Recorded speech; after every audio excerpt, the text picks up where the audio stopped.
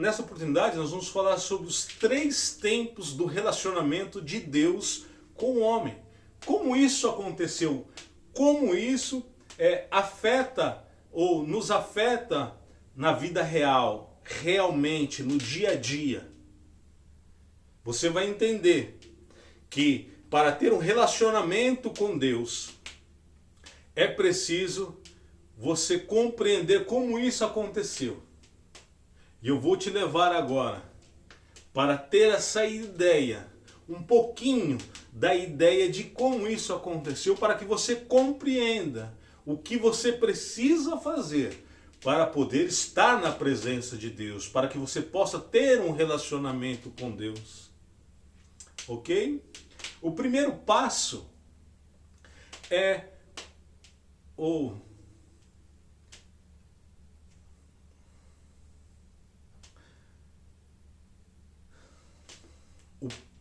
primeiro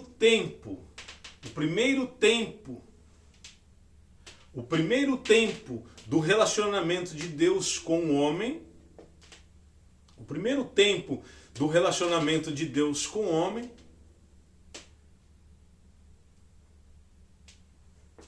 o primeiro tempo do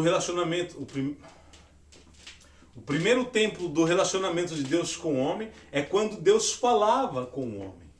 No tempo dos profetas, lá mesmo eu citei um pouco sobre a vida de Adão. Adão falava com Deus, Deus falava com Adão. E era assim o relacionamento. Deus falava com o homem. O homem podia ouvir a voz de Deus literalmente. Falou com Moisés literalmente. Moisés teve um relacionamento especial com Deus. Foi o único homem que viu a Deus, ainda que pelas costas, mas Moisés foi o único homem que viu a Deus e permaneceu vivo. Estava sempre falando com Deus. Deus falava com ele, ele podia ouvir a voz de Deus. Assim falou também com Arão na mesma época, o irmão de Moisés. Mas Deus falava com o homem.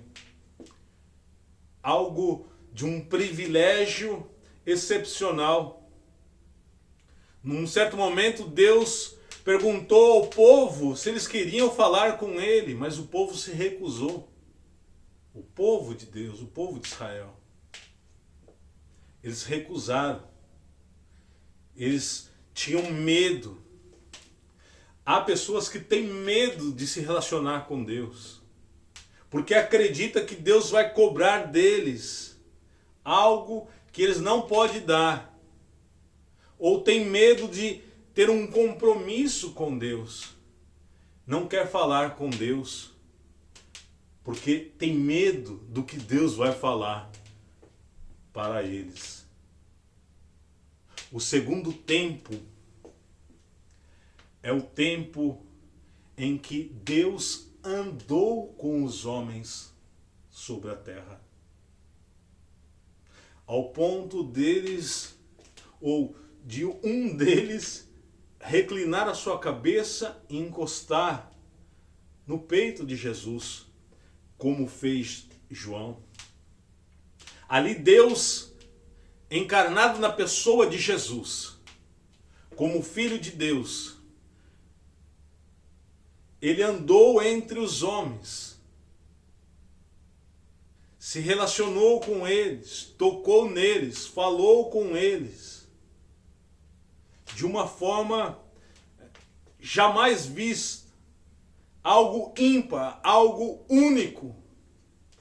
O privilégio que aqueles homens tinham de andar com Jesus, de estar na presença de Jesus, sabendo que ele era o Filho de Deus, a expressão viva da presença de Deus, que estava diante deles, falando com eles, tocando neles.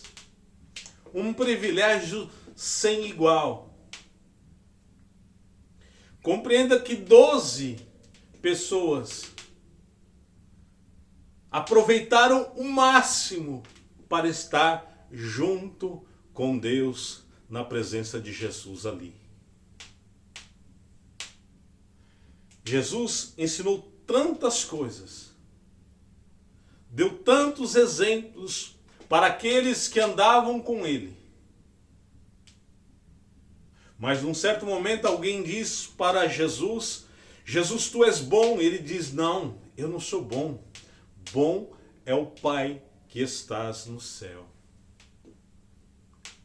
A bondade de Deus transcende o seu entendimento, o meu entendimento. Você não pode compreender a bondade de Deus.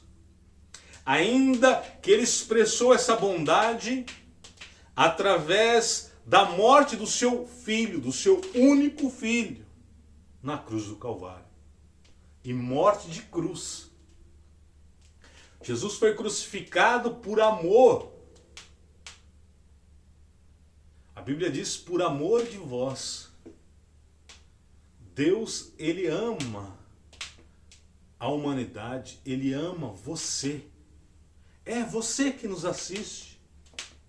Ele te ama de uma forma especial, de uma forma que ninguém que você conheça te amou, te ama ou te amará. Deus, ele quer o seu bem. Ele quer estar com você. Ele quer andar com você. Mas entenda que essa oportunidade de andar com a pessoa de Deus como Jesus, ali já se foi. Está no passado, há 2000 anos atrás.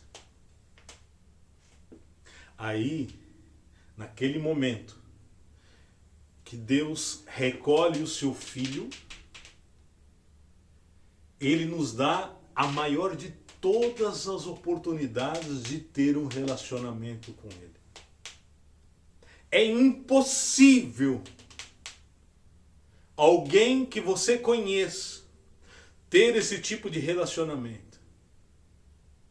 Apesar de que quando amamos alguém, seja o esposo, a esposa, os filhos, um pai, a mãe, não podemos ter esse tipo de relacionamento que Deus nos proporciona.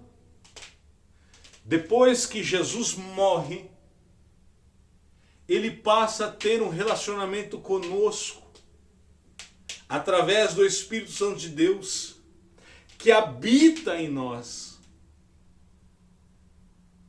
Agora, Deus já não só fala, Deus não só anda, mas ele habita em nós.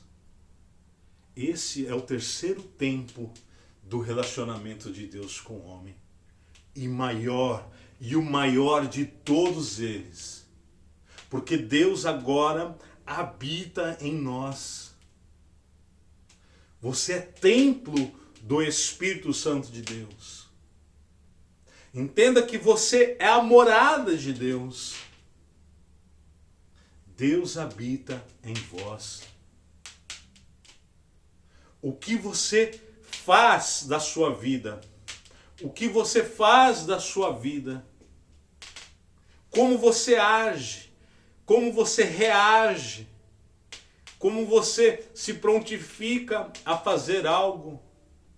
Entenda que Deus conhece todas as coisas, porque também ele habita em vós. Como você tem vivido? Como você tem agido na sua vida? Porque Deus, ele te conhece literalmente, por dentro e por fora.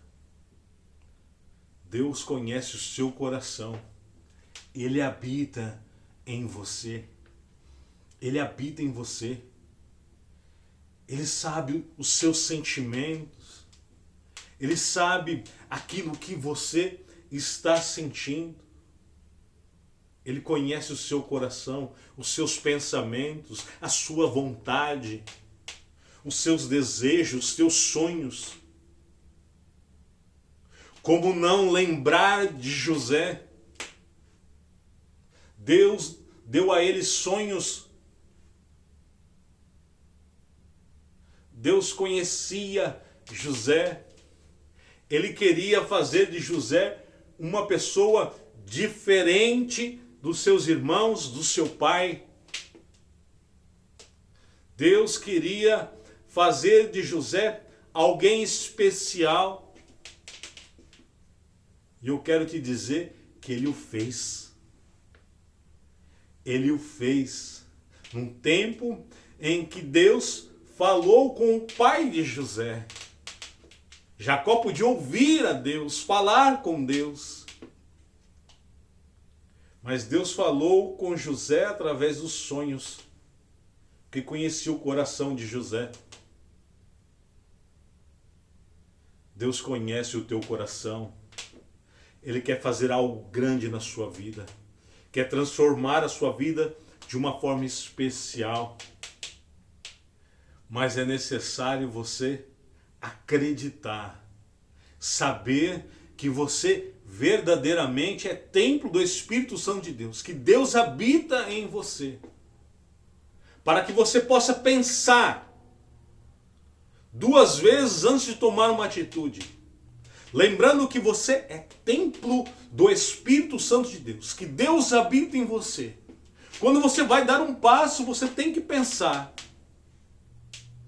será que Deus quer que eu faça isso? Será que Deus vai se agradar? Será que aquele que habita em mim vai se agradar disso que vou fazer? Você é templo do Espírito Santo de Deus. Você precisa mudar a sua vida, mudar de direção, como eu disse anteriormente na palavra. Essa live vai ficar gravada, depois você pode assistir novamente. A primeira palavra: você é templo do Espírito Santo de Deus. Você tem um compromisso com Deus. Pense bem no que você vai fazer, no que você vai falar, como você vai agir. Porque Deus habita em você. Você é a casa do Senhor. E quando somos templo de Deus, a casa dele, a casa precisa estar organizada, precisa estar limpa, precisa estar pintada, precisa estar arrumada. Deus, ele te ama e quer mudar a sua vida. Quando você dá um passo para Deus, Deus dá 2 passos em sua direção. Você precisa compreender o amor de Deus. Por isso, busque a presença de Deus, esteja na presença de Deus. Esses 3 tempos do relacionamento de Deus com o homem é para que você entenda que Deus, ao longo da história da humanidade, ele sempre quis ter um relacionamento com Deus, um relacionamento com você, com o homem. Ele sempre quis ter um relacionamento com o homem, mas um relacionamento sincero. Por quê? Porque ele te conhece, ele sabe o que você pensa, ele sabe o que você faz. Então é necessário você compreender isso e passar a agir de uma forma que Deus se agrade, de uma forma que você possa compreender a vontade de Deus em sua vida. Agora, se você passa a utilizar de truques, de atalhos, Deus que habita em você, ele se entristece. Ele se entristece. E quando ele se entristece, aí você começa a se sentir mal. Você diz: a vida não tem jeito. Para mim tudo dá errado. Eu não consigo prosperar. Para mim tudo é difícil. Veja, preste atenção no que eu vou te dizer. Deus, Ele está pronto para te ajudar. Ele está pronto a fazer a sua vida prosperar. Mas você precisa ter sinceridade na presença de Deus e para com os homens. E boa vontade para com os homens. Você precisa, se necessário for, nascer de novo. Você não vai me perguntar como Nicodemos perguntou a Jesus, né? Será que temos que voltar ao ventre da nossa mãe e nascer de novo? E Jesus disse para ele, não. Não precisa fazer isso. Mas você precisa nascer da água e do Espírito. Se você precisa de um espírito novo para compreender o amor de Deus, o relacionamento de Deus, Deus vai te dar um espírito novo. Se você precisa nascer da água, Deus vai fazer com que você nasça da água. Mas você precisa querer. Você precisa se propor a fazer. Você precisa querer o amor de Deus. Você precisa querer estar na presença de Deus. Você precisa querer ter a vida transformada. Se você não querer, se você não tiver o querer em você, Deus, Ele é amor. Ele respeita a sua opinião. Ele sabe que você não quer ter um relacionamento com Ele. Não tem problema. Ele vai continuar sendo Deus. E o amor dele, ele é incondicional. Não está condicionado a nada. Basta que você entre na presença dele. Basta que você esteja na presença dele. Basta que você queira estar na presença dele. E você vai ter uma mudança de vida. Você vai nascer de novo da água e do Espírito. Como é bom estar na presença de Deus. Esteja na presença de Deus. Olha, não existe nada neste mundo, nada que possa suprir o amor de Deus como Ele é, na sua inteira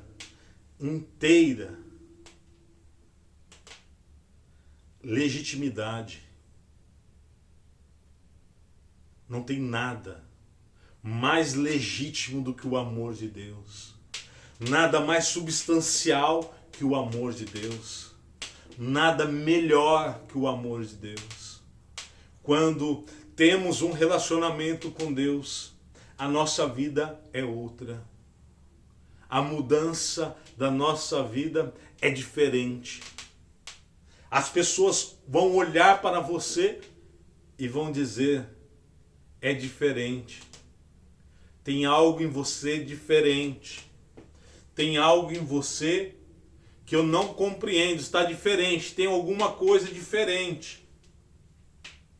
Eu me lembro, irmãos, que quando eu aceitei a Jesus, quando eu nasci da água e do Espírito, eu trabalhava com meu pai como fotógrafo. E um certo dia nós estávamos para fotografar um evento numa igreja católica, que era próximo da nossa casa. E lá, eu estava parado na frente da igreja esperando o horário do evento. E apareceu uma pessoa conhecida,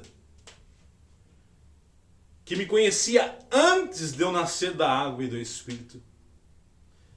E ela veio de uma certa distância, olhando e inclinando a cabeça, e olhava e inclinava a cabeça. Eu achei aquilo um pouco estranho, mas como eu conhecia, eu disse, tudo bem. A primeira coisa que aquela pessoa disse, tem algo diferente em você. Eu falei, como assim? Tem algo em você que está diferente. Eu não sei o que é, mas tem algo em você diferente. Eu não sei, não compreendo, mas tem algo em você diferente. Observe, irmãos, que o contexto estava um pouco fora, vamos assim dizer. Eu estava ali na rua e não tinha razões para que ela tivesse essa percepção. Mas ela sabia que tinha algo diferente. Por quê? Porque o meu espírito é novo. A minha alma tinha sido vivificada pelo poder de Deus. Por isso, não tem nada nesta vida melhor do que ser mudado por Deus. Nada melhor do que ter esse relacionamento com Deus. Nada melhor que nascer de novo da água e do Espírito. Nós precisamos ter essa concepção. Precisamos entender esse mistério. Porque não sabemos como isso acontece, como isso é possível, não podemos explicar. Mas isso é real. Quando nascemos da água e do Espírito, tudo é mudado, tudo é transformado. Na igreja evangélica costumamos dizer que é necessário nascer de novo. Você precisa nascer de novo. Ó, irmãos, amigos que nos ouvem. Nascer de novo da água e do Espírito é uma forma de você mostrar no seu relacionamento com Deus que você está com vontade, que você quer realmente ter um relacionamento com Deus, que Ele possa vir fazer morada dentro do teu coração e assim você ter uma vida feliz. Porque quando Deus habita em você, que você é templo do Espírito Santo de Deus, isso muda a sua vida. Você pode incomodar alguém, algumas pessoas podem ficar incomodadas, outras vão ficar felizes, outras vão ficar assustadas,